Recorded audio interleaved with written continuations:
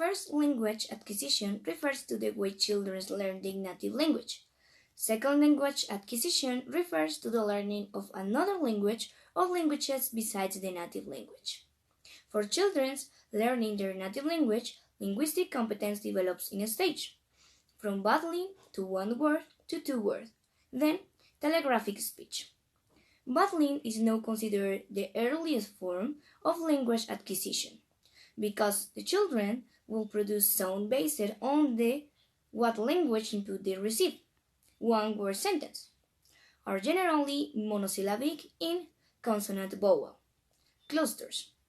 During two-word stage, there are no syntactic or morphological markers, no inflections for plural or past tense, and pronouns are rare. But the intonation contours tense over the whole utterance. Telegraphic speech lacks functions words and only carries the open class content words, so that the sentence sounds like a telegram. The three theories of language acquisition, imitation, reinforcement, and analogy do not explain very well how children acquire language. Imitation does not work because children produce sentences never heard before, such as cat stand up table. Even when they try to imitate adult speech, children cannot generate the same sentences because of their limited grammar. Second one, reinforcement also does not work because it actually seldomly occurs, and when it does, the reinforcement is correcting pronunciation or truthfulness and not grammar. And finally, analogy also cannot explain language acquisition. Analogy involves the formation of sentences or phrase by using other sentences as sample. And we like to mention the critical age hypothesis, suggests that there is a critical age of language acquisitions without the need for special teaching or learning. During this critical period, language learning proceeds quickly and easily. After this period, the acquisition of grammar is difficult, and for some people, never fully achieved. Even the children who receive linguistic input after being reintroduced to society were unable to fully develop language skills.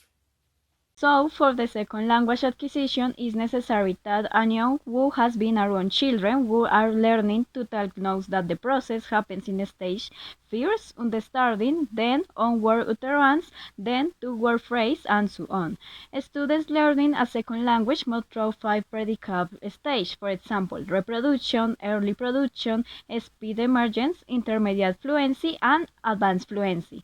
So, how quickly the students progress through the stage depends on many factors, including level of formal education, family background, and length of time spent in the country. The first one is reproduction.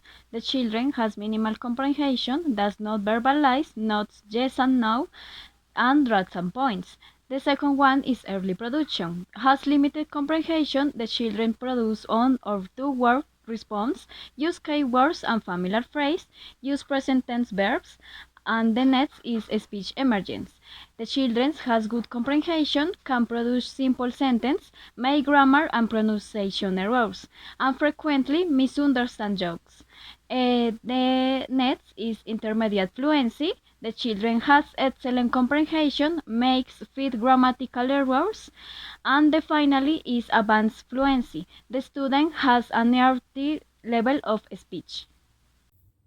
In the process of the natural language acquisition, we can find some difference. One of them is in the first language. It's obtained in the childhood, so children learn their native language in a natural way.